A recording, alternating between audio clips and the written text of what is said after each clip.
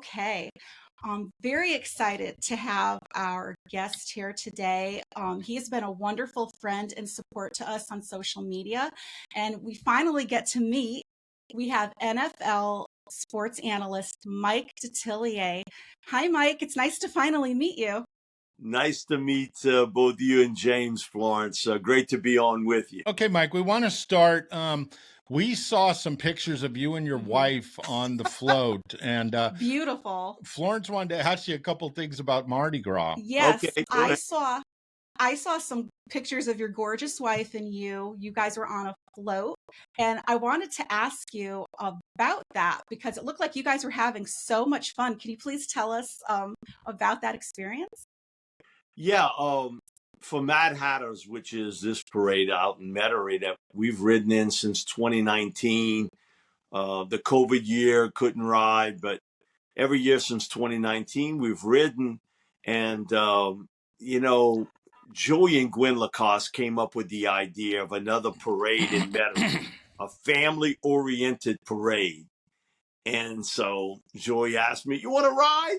You can ask your wife to ride and that sort of thing." I was like, "Okay." So decided doing it, and it is so much fun to do. I'd ridden in parades before. I've been Grand Marshal before for other parades, but this is so much fun, family oriented. And Florence, what you would like is Yes, first time you're on absolutely. that float and you throwing, and these kids, and like they're at an age where they understand and they get something thrown to them and they are so thrilled to get something, or people from out of town that have never experienced the Mardi Gras, and just to see them and that look, because you had that look, I was a kid.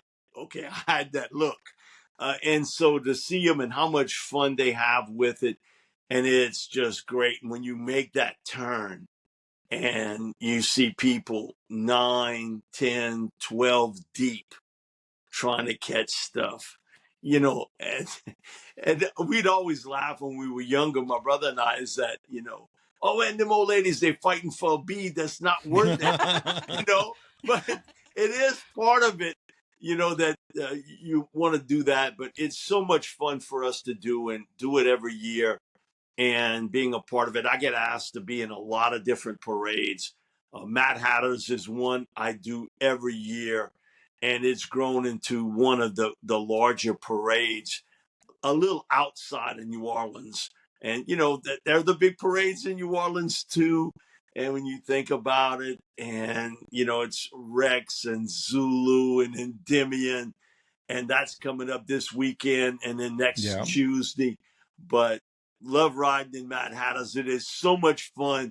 And I'm just telling you, Florence, James, y'all would love it to be on that float. We're gonna have to come and Definitely. see it. My parents have been to Louisiana during Mardi Gras, and my mom loved it. They've been a couple of times. They loved it.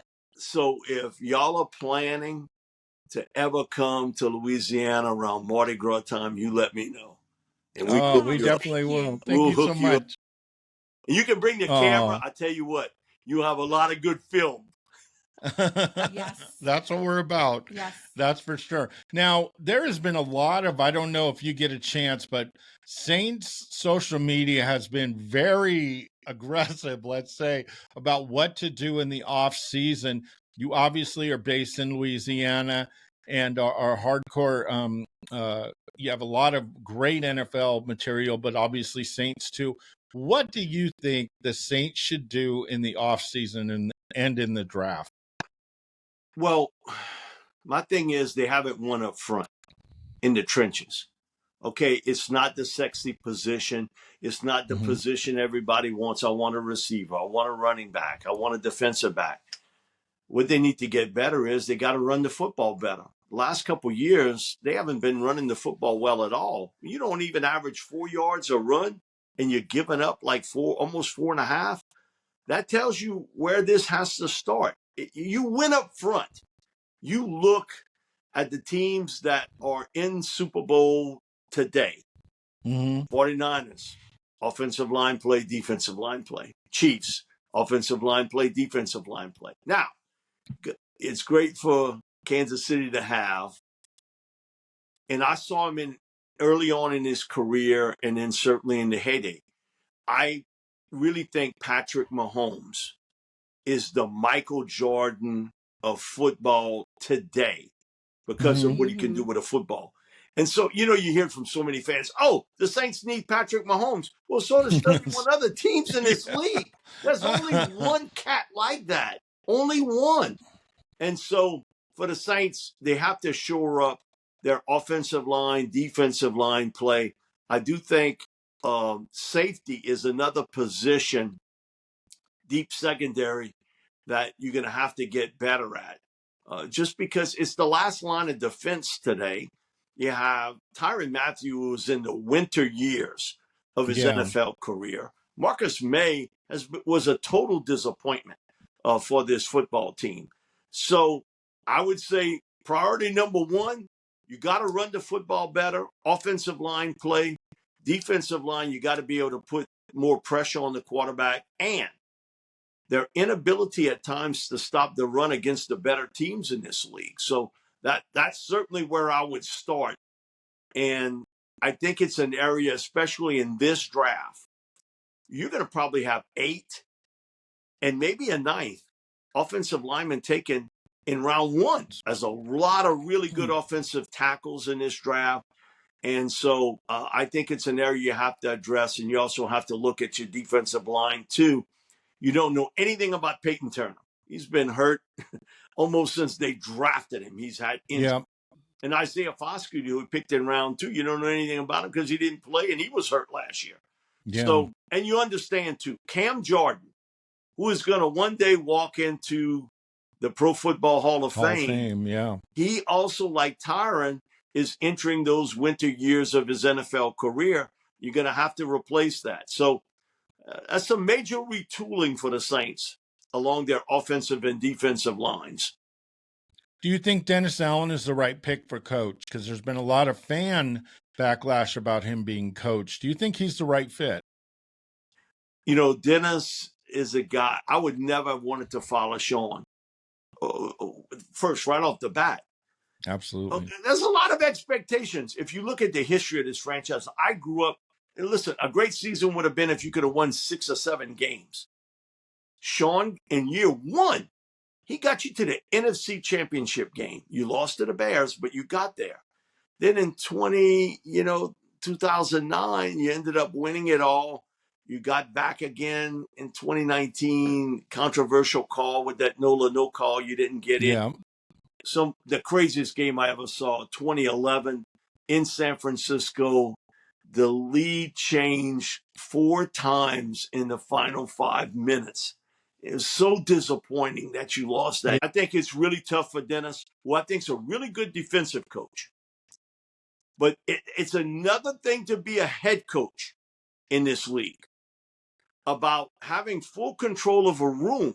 It's difficult to do that. There's only a few people that can do it at the highest level. Yeah. And so I think Dennis is really going to struggle to be that guy. No matter what, you can reshuffle all the chairs on the Titanic. If it's not done right, you're not going to win. And for me, the Saints, I look at it, they're probably 3 or 4 really bad teams in this league. And there are probably 20 teams in this league that are in football purgatory. They'll either win 7, 8, or 9. So what does that mean? That means you in the playoff hunt, but you're not going any farther than that.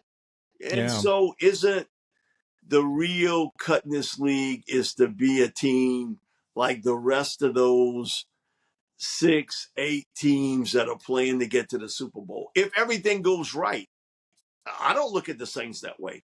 I think they're stuck in football purgatory. Talent-wise, coaching-wise, structure-wise. That's where they're stuck at.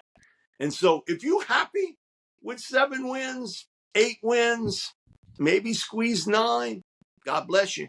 It's not what you play the game for. And not everybody can be a Super Bowl team. And the Saints aren't one at this point. And Now, so I wanted to next talk year to at you. this time, we're going to be talking about the same thing over Yeah. and over again. Now, I wanted to talk to you too about the quarterback. With so many quarterbacks, the NFL has been so wrong and at picking quarterbacks in the first round. It's shocking how many fail. I've always felt that Joe Montana said in an interview, you can't teach accuracy. No, you And can't. to me, it seems like some teams don't even care about accuracy. They just care, are they big? Do they got a big arm? And can they run? And to me, that's really kind of what's hurt the quarterback position in regards to drafting. Who are some of the quarterbacks that you think that you like for future good players, not Hall of Famers, obviously, because the John Elways are gone. But who are some that you really are excited about, and who are some that some are excited about that you're not too excited about? I think in this year's draft class, Caleb Williams is playing on a team they couldn't spell defense, much less play. Yeah. I mean, USC was bad on defense, and Caleb sort of bailed them out for the last 2 years. But you look at him, his accuracy skills, his touch, his ability to make plays impromptu are off the charts good. And he cares. Okay, people, oh, he was crying after the game and all. You know what? I would rather have that than have a guy that doesn't give a damn. You know, Yeah, he's laughing. what are you looking at to say that that's a negative toward him? No, he cares about this game. And so Caleb would be one, and the guy I covered for 2 years, Jaden Daniels from LSU. I just watched him and his growth, and I know how physically tough he is. He took a pounding at LSU. Yeah. Every day, he could get back in there. His accuracy skills, his touch. He told me in this offseason during the Manning Passing Academy that, I'd worked so much on my deep passing skills. I felt that's what I needed to get better at. And you just look, all the big plays to Malik Neighbors, Brian Thomas Jr. That does help when you throw in the 2 first-round picks. I will say that. It does help you. But his leadership, he's not, banging on his chest about how good he is, but he's good. And his running skills. Now, the one thing I would teach him is, in the NFL, you better slide because they're going to want to take your head off. So they can protect you a little bit in the pocket, but once you take off, then you fair game. You better be careful. And we would watch film and break it down, talk about it on WWL, nightly about there's a guy with an angle at him who I know is fast, and he outruns the angle. And you're like, whoa, they've never had anybody like him at LSU as a runner.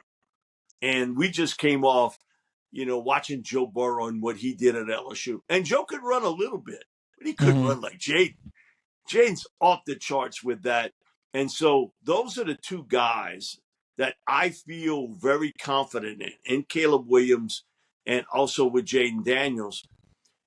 And a guy that I think is going to get picked much higher than most people, and I'll come out with my list next week, is J.J. McCarthy from Michigan. Amen. Yep. Okay, he was just doing what they asked him to do. He wasn't throwing the football 25, 30 times a game.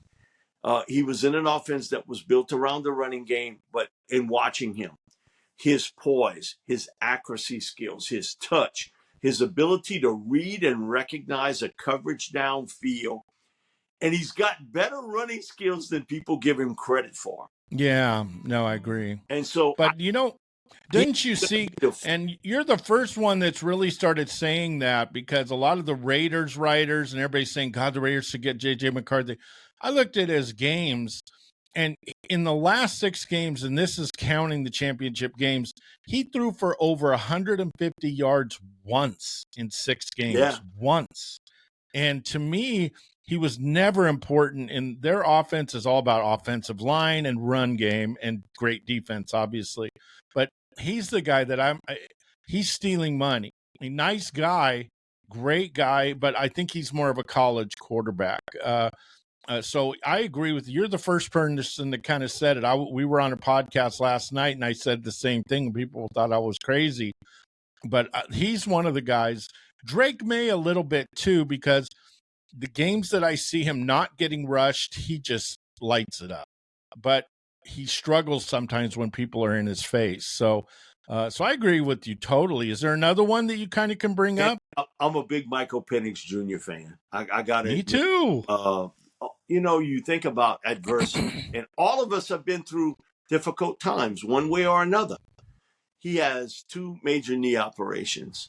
He's from Tampa, Florida, goes to Indiana, okay, and then back-to-back situations with his knee, and then he's got to relocate. Now he's at University of Washington. And he told me this in the summer. He said, I've thrown a hot, wet ball before, but I never threw a cold, rainy, wet ball.